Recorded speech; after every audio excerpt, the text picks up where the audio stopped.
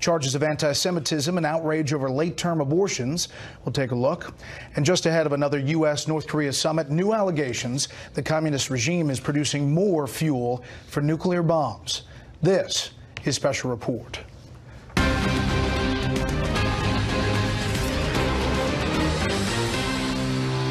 Good evening. Welcome to Washington. I'm Bret Baier. The big question right now in the nation's capital is, will President Trump support a compromise budget plan that gives him some of the money for his border wall and averts another partial government shutdown?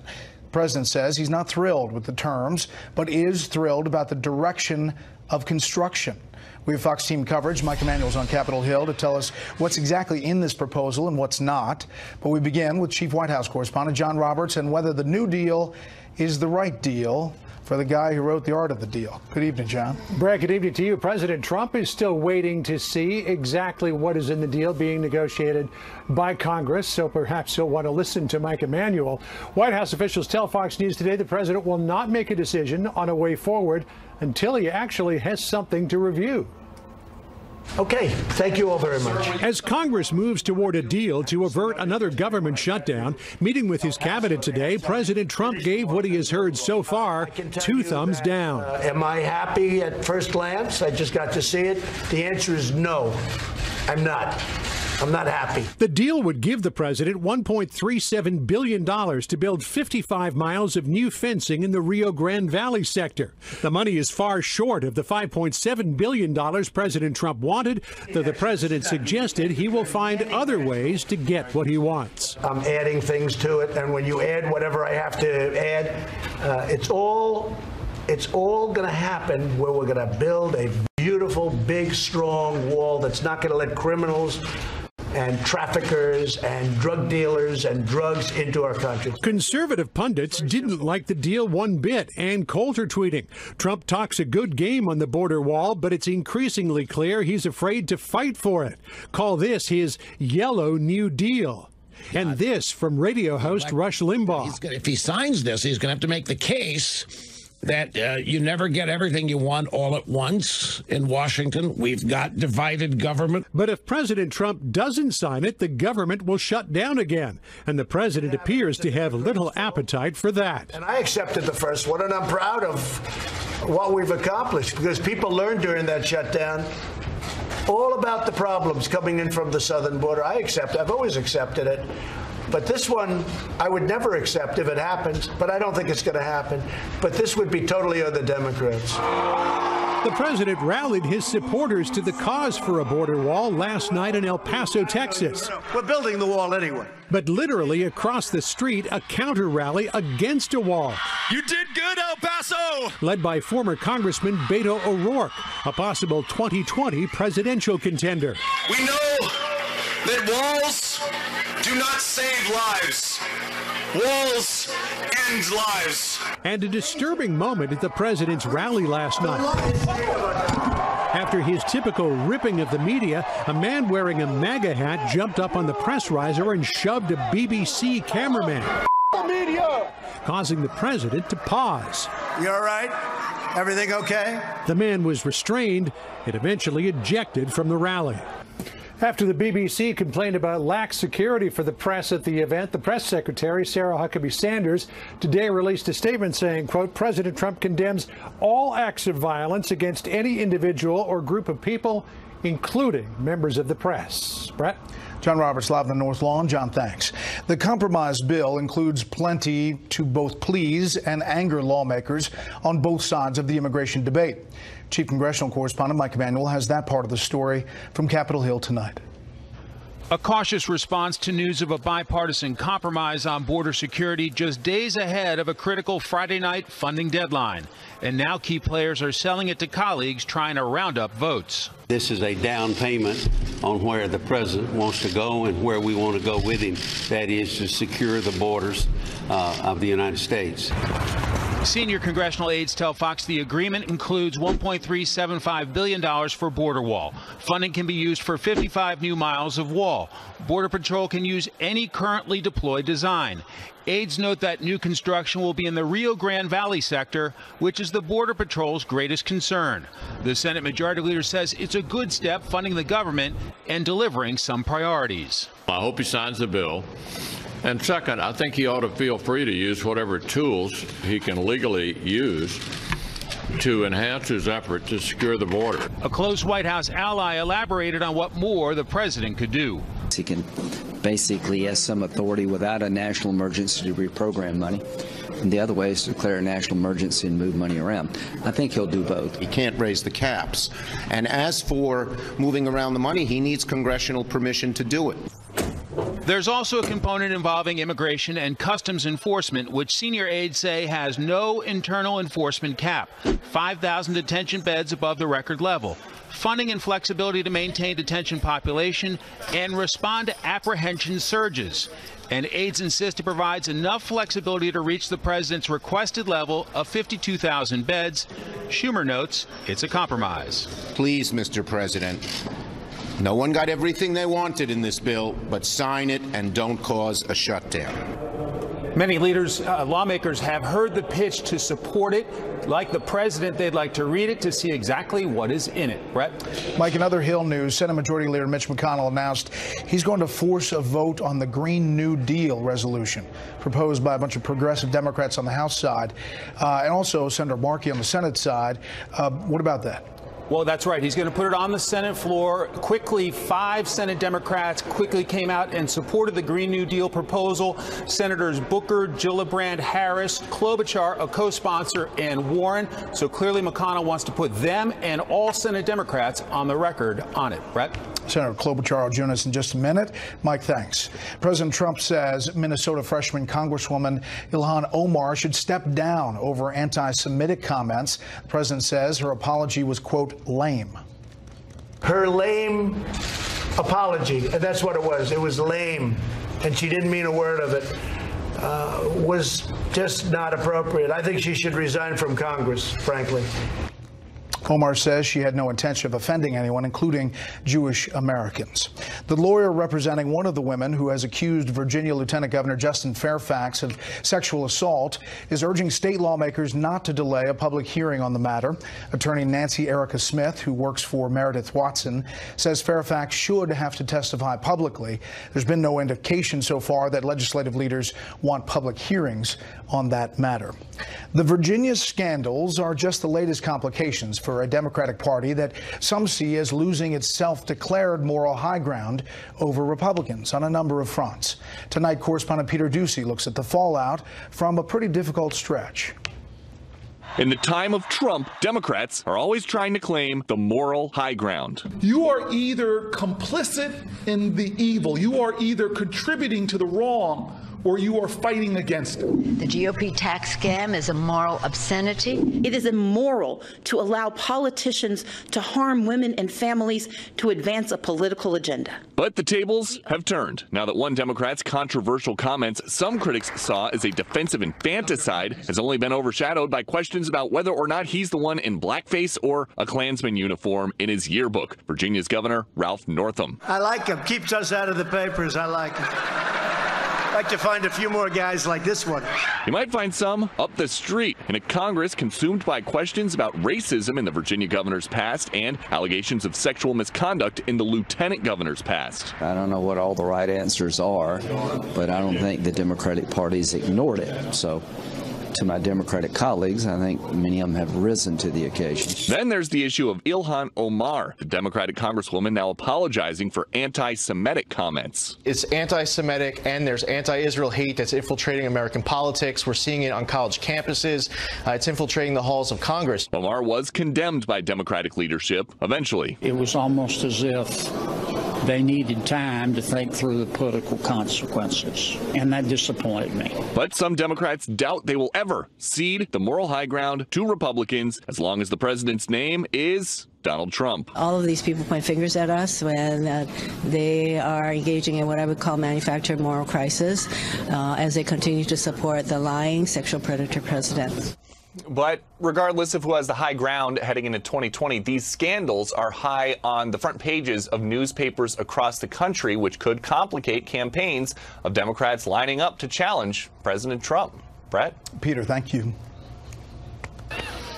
I don't have a political machine. I don't come from money. But what I do have is this.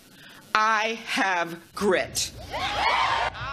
She had grit, but not an umbrella there in that announcement. Let's talk more about the presidential race with one of the Democrats who just joined the fray. Minnesota Senator Amy Klobuchar made it official Sunday. Senator, thanks a lot. Thanks, Bret. And I'm glad you're doing well and you're on the mend after that accident. You should have the sore throat, too. No, thank you very much for the accident. It was fun to see my hair turn white in 20 minutes. It felt like you could watch yourself getting old. Yeah. I've heard you list all the bipartisan pieces of legislation you've authored, worked on, sponsored. I've seen lists of quotes from Republicans, which probably don't help you in your race. But here's some reporting from one of your hometown papers, the Star Tribune. Asks, is she progressive enough to win the nomination at a time when the party's most liberal wing is ascendant? Her voting record is safe. It's very centrist. And that's just not what we're about. We need somebody that's a champion. So are you liberal enough for your party? I believe in progress, and that's being progressive. But what I really also believe in is that we need to stop governing from chaos and move to opportunity. And these are views and values not just consistent with my party, but also with America. I think that we need to do better in terms of making our economy work better for everyone. I think we need to pass comprehensive immigration reform. And I look at this as not just a moral issue, I actually look at it as an economic issue. When you look at, in my state, we need workers for some of the jobs, especially in our rural areas. We have a 2.8% unemployment rate. 70 of our Fortune 500 companies are headed up by immigrants. 25% of our U.S. Nobel laureates were born in other countries. So I see that as an economic imperative. You and I talked about privacy legislation. We need to start looking up at the challenges instead of just fighting down, and I called it the river of our divides as I announced next to the Mississippi River. So that's what this is about. Took notice of your announcement. I saw the back and forth about the snow and your talk about climate change. Me Snow Woman, which isn't a bad nickname as they go. But I want to ask you about some specifics today. Take a listen to this.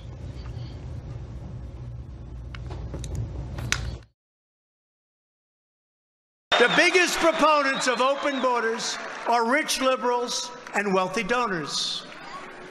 These are hypocrites who oppose security for you while living their entire lives. I do too, to be honest with you. I'm guilty. I'm guilty. I also live behind walls, okay? They live behind walls and gates, and they have guards all over the place. Me too, because I want to be safe, and I want to make America safe, if you don't mind. Talk about immigration first. That's the president in El Paso. You've been supportive of border security and a barrier in the past. Are you now? Well, first of all, I want to respond to what he said there. I don't live behind a gate. I didn't grow up with a lot of money. But I believe that you can have border security and do it in a smart way. I don't think that is running a wall across the whole border. When you look at some of our issues, some of the areas involve a fence, some a barrier. But one of the major problems we have right now is the drugs coming in, and that is not coming in those areas without a wall. It tends to be coming in at the ports of entry. And so that's why I have not looked at this agreement yet. Of course, it was just reached, but I know that that was a major focus of some of the negotiations to up the work that's being done at those ports of entry. I want to talk about a number of subjects. Let's do a lightning round on immigration real quick. If there's an enforcement action and ICE finds a group of people living in the country illegally, no criminal records, should they be deported? Well, I would like to see in the long term a path to citizenship, all right? And so that way, if you have people that don't have a criminal record, they wouldn't be deported. And what's bothering me right now, and if they've been here for a number of years, if they have learned English, all the things that we've had in the comprehensive immigration bill, which, by the way, was supported by Grover Norquist, because it would have brought the debt down by $158 billion. If there's a family, their visa expires, they have 3 kids, should they be deported? Again, I would like to see comprehensive immigration reform. And I think you have to look at, when you look at these deep, this is what I've seen in my state, Bret, is that people that have happened to touch the system are the ones that seem to be then getting deported. Maybe, I mean this not in a criminal sense. I was a prosecutor. Of course, I believe people that have committed crimes should be deported. Right, but I'm talking about crimes. this family and what happens to them today, because there's not comprehensive immigration reform, and it doesn't look like there's a prospect. We don't want to deport 12 million people. So you say so no. The answer is, how do you pick the ones that get deported? And I would say you look at people that have committed crimes, no matter where they've lived, have serious crimes, and that should be, of course, your number one enforcement priority. My problem is that they've been going after, say, professors in Minnesota, or someone who's been a doctor in Rochester, Minnesota for years. But here illegally? This has been happening. When they first came in, they came in undocumented, but they've lived here for a number of years. The president won't protect dreamers. Right now, they're protected by a court order. But you were a prosecutor, These are people that were not brought to our country through no fault of their own. Sure, but some people are here illegally. What happens if you find them in some enforcement action? If today that happens, there's not comprehensive immigration. That is correct. But what I don't like about what's going on is that they seem to be targeting certain people that have maybe even tried to apply for citizenship and done the right thing. So the way you solve this is what we did in the Senate, bipartisan, with comprehensive immigration reform. Okay, last one on this. Many lawmakers pushing for extensive guest worker program. Would you be in favor of a law that says that companies have to try to find a qualified American worker first before hiring a guest worker in the country and a guest worker visa? I mean, I like that part of what we have in place right now, and I think we could strengthen it with our H-1B visas and some of the others. But you've got to have, when you look at the work that we did in 2013 on the farm part of this, we worked out an agreement with the Farm Bureau, the Farmers Union, and the migrant workers. We worked out a deal with the AFL-CIO and the Chamber, so that, of course, first American workers, but there are plenty of other needs in our economy. Here's the Green New Deal. If the Senate Majority Leader brings it to the floor, how do you vote on it? The Green New Deal, I see it as, by the way, I see it as aspirational. I see it as a jumpstart. So I would vote yes, but I would also, if it got down to the nitty-gritty of an actual legislation as opposed to, oh, here are some goals we have, that would be different for me. But here's the goals. Full transition off fossil fuels, including drastically reducing air travel. You're for it? I am for a jumpstart of the discussion and a framework, as Senator Markey has described. I am not for reducing air travel. So net zero greenhouse gas emissions. I don't think that is going to happen in the next few years, but you can imagine by new technology, and by the way, that includes nuclear and everything else, that we could get to a better place. Economic security for all who are unable or unwilling to work. I don't agree with the unwilling to work. And last one, upgrade or replace every building in the U.S. for state-of-the-art energy efficiency. I think we should put in better building standards. But could I just say what I would like to do, and I proposed in my announcement, what I would like to see is on day one to get back into the International Climate Change Agreement. We are the only country not in it. I would like to see us put in place those clean power rules again that would bring us a 30% reduction. I think those are doable things that we've worked on. And if you look at this from an economic standpoint, there's one thing that people haven't been talking about. That is that homeowners insurance has gone up something like 50% in just the last 10 years in the coast. But why? Because of the risk of climate change. Fourth hottest year last year. Parents driving their kids through wildfires in California, trying to talk their kid down. For us to do nothing and to go backwards is wrong. So I view this as a framework for discussion, but nothing that we are not going to reduce air travel right now. We are not going to get rid of all of these industries right now. We just need to start as a country seeing it as an aspiration to do better than we're doing now. We have to do better with our advertisers. Would you mind staying after the break for a couple more questions? I would love to accommodate your advertising. Thank you, Senator. Thank you. We'll be right back.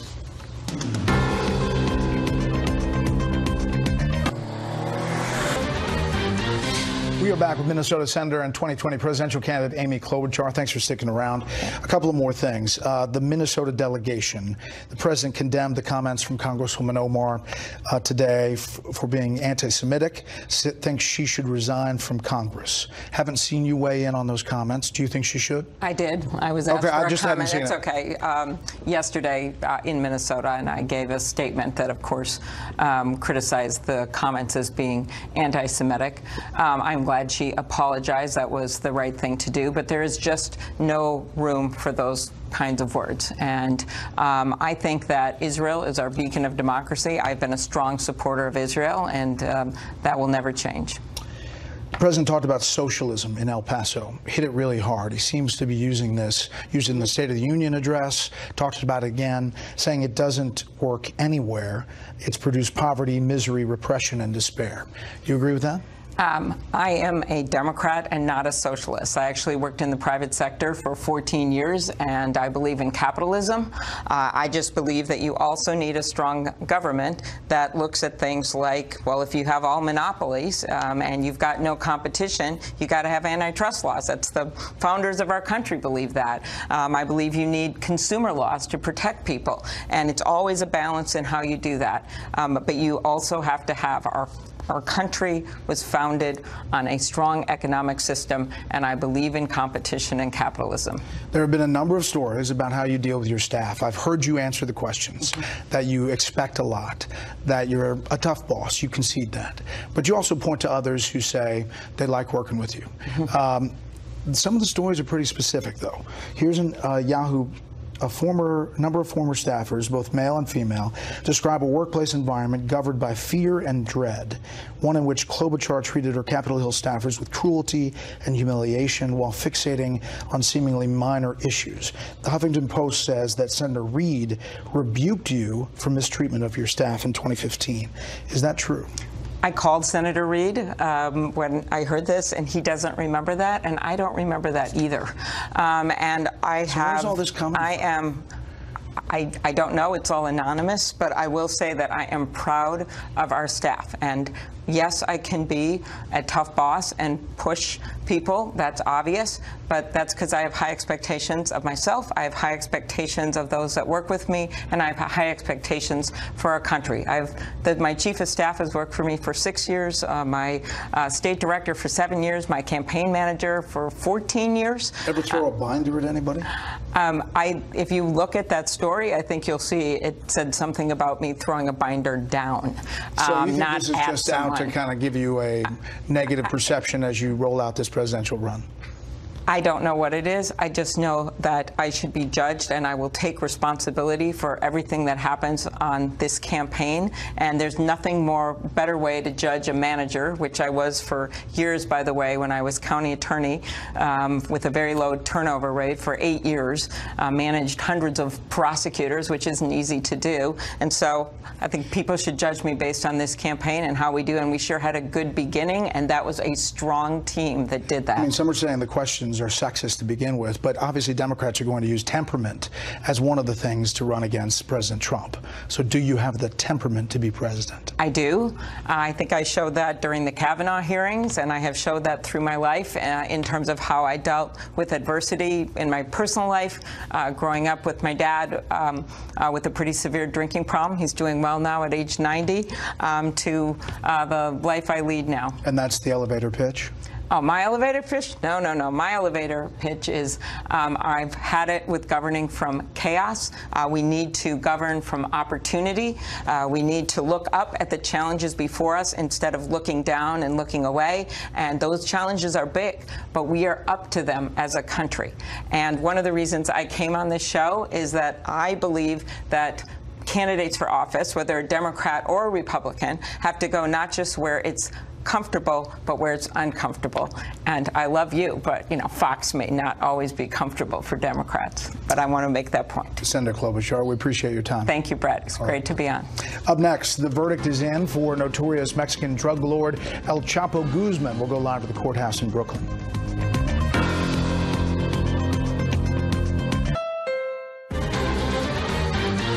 The verdict is in at the trial of notorious Mexican drug kingpin Joaquin El Chapo Guzman. Correspondent Brian Yennis is here to tell us what the jury found. Good evening, Brian. Good evening, Bret. Joaquin El Chapo Guzman was found guilty on all 10 counts, including drug trafficking and murder conspiracy. The world's most notorious drug lord will now spend the rest of his life in a U.S. prison. El Chapo stared emotionless at the jury as they read the verdict. He then blew a kiss to his wife. The jury deliberated for 34 hours over 6 days, eventually finding the Mexican drug lord guilty of leading the Sinaloa cartel, which over 25 years smuggled hundreds of tons of cocaine, heroin, meth, and marijuana into the United States. This conviction is a victory for the American people who has suffered so long and so much while Guzman made billions pouring poison over our southern border.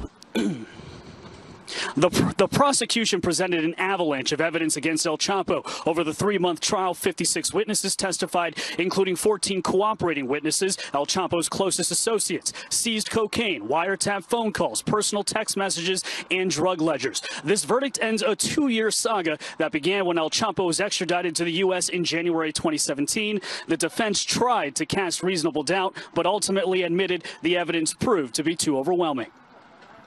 We fought like complete savages and left it all on the battlefield for Joaquin Guzman. The defense says they'll appeal. El Chapo will be sentenced on June 25th, and given his history, twice escaping from Mexican prisons, it is highly likely he'll serve his mandatory life sentence in America's most secure prison, Supermax, in Colorado. Bret? Brian, thank you. The head of the Senate Intelligence Committee says his panel has not found any indication of collusion between the Trump presidential campaign and Russia. North Carolina Republican Senator Richard Burr says the committee still has some investigation left. Reports say the top Democrat on the panel, Virginia Democratic Senator Mark Warner, says he respectfully disagrees with Burr's conclusion and wants to wait for the end of the Mueller probe. The national debt has hit a new milestone, topping $22 trillion for the first time. Since President Trump took office, more than $2 trillion has been added to the debt. It was a positive day on Wall Street, though. The Dow rose 373. The S&P 500 gained 35. The NASDAQ jumped 107. Up next, Venezuela's embattled president calls the U.S. government a gang of extremists. We'll tell you why when we come back.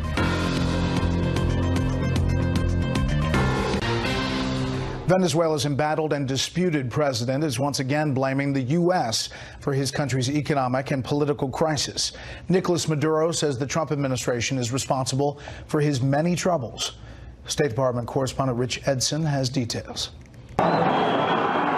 Venezuela's streets fill with familiar traffic. Another day of protesters demanding disputed President Nicolas Maduro leave. Por reducir la pobreza. In an interview with the BBC, Maduro says Venezuelan voters have given him a mandate to lead and claims the United States is trying to create a humanitarian crisis to justify an invasion. I believe that the extremist sectors of the white supremacists of the Ku Klux Klan lead the United States. I believe it's a gang of extremists. Maduro refuses to acknowledge the dozens of countries that recognize opposition leader Juan Guaido, his country's severe economic crisis, nor its desperate need of humanitarian aid.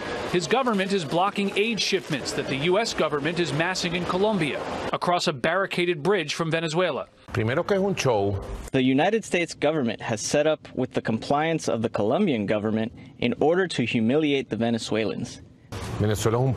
Venezuela is a country that has the capacity to satisfy all the needs of its people. The administration has sanctioned Venezuela's primary revenue source. Its state-owned oil company is trying to divert funds from Maduro to interim President Juan Guaido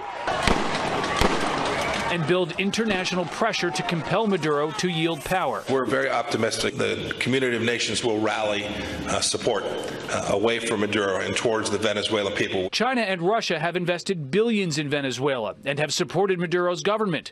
Yet China is now in discussions with the opposition, trying to secure its investments, according to the Wall Street Journal. Maduro still appears to have the support of Venezuela's military leadership, and he says he has their loyalty, though American officials say Maduro has paid for that loyalty through corruption. Brett. Rich Edson at the State Department. Rich, thanks. We are 2 weeks away from the second summit between President Trump and North Korean leader Kim Jong-un. Tonight, we have new information about just how seriously North Korea has been taking its promise to end its nuclear weapons program. Here's senior foreign affairs correspondent Greg Palcott. North Korea might be talking peace, but it's making war, or at least war-like material. A just-out report from a respected Stanford University think tank says in the past year, Pyongyang has produced enough nuclear material to make 5 to 7 weapons, added to an arsenal of 30 warheads. They also say, though, last year's Singapore summit involving President Trump and Kim Jong-un and a halt to nuclear tests and missile launches by the North has led to lowered tensions and the threat of war on the Korean peninsula. An opinion echoed on Capitol Hill by the head of U.S. military forces in South Korea. Despite a reduction in tensions along the DMZ and a cessation of strategic provocations, coupled with public statements of intent to denuclearize, little to no verifiable change has occurred in North Korea's military capabilities. This as Vietnam's foreign minister was in Pyongyang today. Hanoi will be the site of the next summit on February 27 and 28. There are new reports North Korea might allow UN weapons inspectors to observe the dismantling of a nuclear facility. And new speculation the U.S. will make small concessions regarding sanctions. The fear is Kim is playing for time. They have the benefit of time and drawing things out, which is a tactic that they've used in the past, that Kim Jong-un has used in the past. Experts are reassured legwork is being done to prepare for this session. Heading to Hanoi reportedly again next week to meet with North Korean officials, U.S. Special Envoy Stephen Biegun. Hopefully, we do as well with the second summit as we did with the first. In that Capitol Hill testimony, General Abrams went on to say that continuing dialogue between the U.S. and North Korea is a positive sign, adding, it beats what we were living with. Brett. Greg, thank you. Lawmakers here in the U.S. reach a deal to avert another partial government shutdown, but will the president go along? We'll ask the panel when we come back.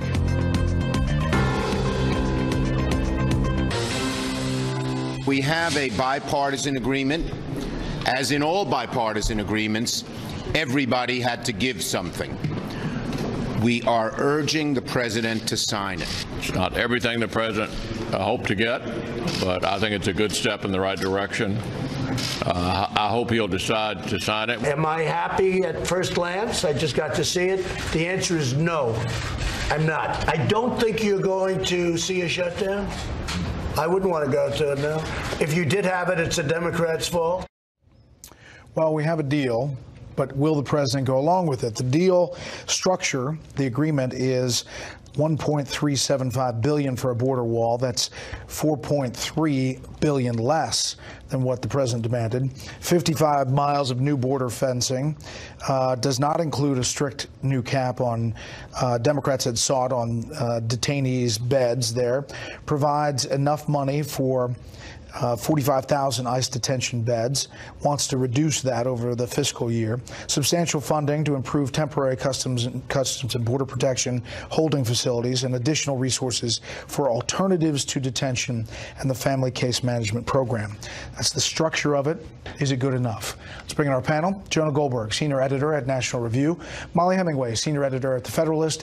And Josh Kraushaar, he's the politics editor at National Journal. Okay, Jonah, thoughts? I think by any normal Beltway standards, it's not a great triumph for Donald Trump. It's less money than he was going to get if he didn't shut down the government the first time. I think that he has probably no choice into signing it, because either you get a shutdown, if you try to go the continuing resolution amount that's pegged to current spending levels, you'll get even less money. And so I think he signs it, and then it's a both and. He's going to sign it, and I would suspect that either he declares an emergency or starts moving money around and creates a new fight. If he declares an emergency, the courts will stop it, but he gets to say, I tried. That would be a political win for him, and but it's not a great deal. You buy that, Molly? I think this is a genuine compromise bill. Each side gets a little bit of what they want. The problem is it's a compromise between people who actually want to do something about border security and people who want to do nothing about border security. There are political wins here. Donald Trump needed money for the wall, for the barrier. He gets that. He also gets to keep using this as an issue because he can point to how Congress has failed once again. The people who want generally open borders also have a victory because they can keep having those things. The issue is it's not just about Trump. It's not just about politics, but it's about national sovereignty and our borders and whether they mean anything. And for those people who care about those issues, it's a loss. Here is the president and the Senate Minority Leader on adding things to this deal. I'm adding things to it, and when you add whatever I have to add, it's all going to happen where we're going to build a beautiful, big, strong wall. We don't know what he means by that. There are great limits on what he can do and cannot do, and we'll have to see what he means. So there's a lot of confusion about adding things and whether he can or cannot. Yeah, I mean, the president is going to try to spin this as a political win, but the reality is on the campaign trail, he said we're going to build a wall and Mexico is going to pay for it.